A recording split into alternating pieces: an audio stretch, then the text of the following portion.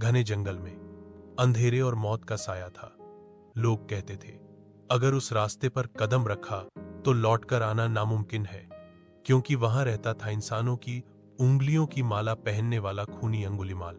लोग कांपते हुए राह बदलते, बच्चे उसका नाम सुनते ही रोने लगते। उसकी माला में पहले ही 99 उंगलियां थीं, बस एक और चाहिए थी। उससे अंगुलीमाल कहने लगे। उसी समय उस गांव में गौतम बुद्ध आए थे और वह उसी रास्ते से जाने वाले थे। लोग बोले उधर से मत जाइए, वह जंगली है, इंसान नहीं है, उसे आप शिक्षा देकर ध्यान में नहीं बना सकते हैं, वह आपको मार देगा, हम आपको खोना नहीं चाहते हैं। गौतम बुद्ध बोले अगर मैं नहीं जाऊंगा तो कौन जाएगा, और अगर मैं नहीं जाऊंगा उसे तृप्ति नहीं मिलेगी, उसे बस एक और अंगुली चाहिए, मुझे जाने दो। और वो चल पड़े। अंगुलीमाल मशहूर था और वो खुश था। लोगों का डरना उसे पसंद था। उसका नाम सुनते ही लोग कांपते थे। उसे मजा आने लगा था। वो चट्टान पर बैठा था। उसने देखा कि एक साधु उसकी ओर चला आ रहा है। वह बैठे बैठे ऊंची आवाज में बोला, मैं यहां बैठा हूं और यही तुम्हारा अंत है। गौतम बुद्ध उसकी ओर देखकर चेहरे पर मुस्कान लेकर आगे चलते रहे। उसे बुरा लगा। आमतौर पर लोग उसे देखकर जान बचाने के लिए भागते थे, पर यह व्यक्ति बस चले जा रहा था। उसे यह पसंद नहीं आया। वह चट्टान से कूदकर गौतम बुद्ध के सामने खड़ा हो गया। उसने पूछा, तुम कौन हो और क्या तुम जानते हो मैं कौन हूं? उसने अपनी अंगुलियों की माला को दिखाते हुए बोला। गौतम बोले, हां, मैंने आपके बारे में बहुत कुछ सुना है, तो क्या करें? वे चलते रहे। अंगुलीमाल बोला, मैं तुमसे बात कर रहा हूं और तुम बस चले जा रहे हो। गौतम बोले, मैंने बहुत पहले ही जाना बंद कर दिया था। मेरी कहीं जाने की कोशिश बहुत पहले ही खत्म हो चुकी है। मैं मंजिल पे पहुंच चुका हूं, लेकिन आप कहीं जाने की कोशिश कर रहे हैं।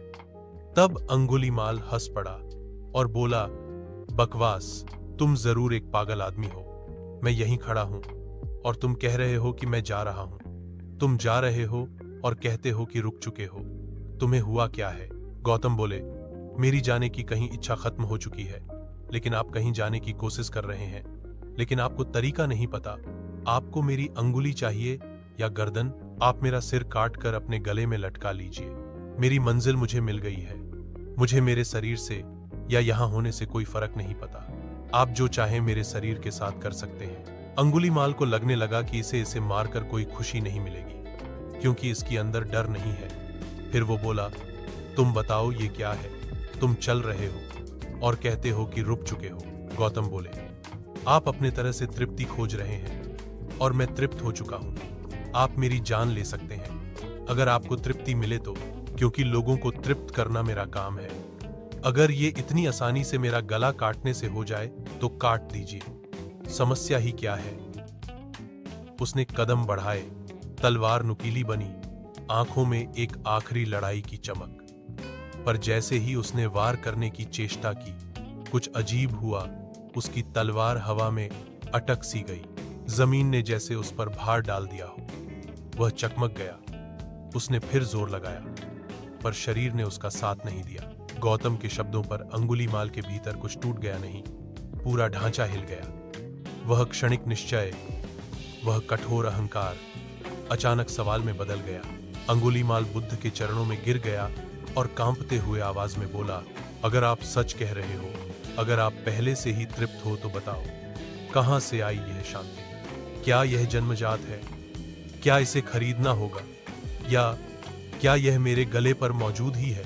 मुझे मार्ग दिखाइए प्रभु। और अंगुलीमाल ने नमन किया, पहला नमन, जिसने किसी को नहीं काटा, पर जिसने उसे काटा हुआ जीवन जोड़ने की शुरुआत दे दी। बुद्ध ने उसे दीक्षा दी और वह बौद्ध भिक्षु बन गया। गौतम बुद्ध ने उससे कहा, तुम उसी गांव में भिक्षा लेने जाओ जहां के लोगों को तुमने मारा है। गांव वालों ने जब यह देखा कि अंगुलीमाल अब बुद्ध का शिष्य बनकर गांव में आया है, तो वे उबल पड़े। किसी ने चिल्लाया, यह वही है जिसने मेरे भाई को मारा। दूसरा बोला, इस राक्षस को जिंदा क्यों छोड़ा? लोगों ने पत्थर उठाए और उस पर बरसाए। अंगुलीमाल लहूलुहान हो गया। अंगुलीमाल ने सिर झुकाकर पत्थर खाए पर प्रतिकार नहीं किया। गौतम आए और बोले, ये वो नहीं है जिसने तुम्हारे परिवार वालों को मारा है, ये मेरा अंश है, जाने दो। इसे बहुत मुश्किल से ये परिवर्तन हुआ है, इसे व्यर्थ मत करो।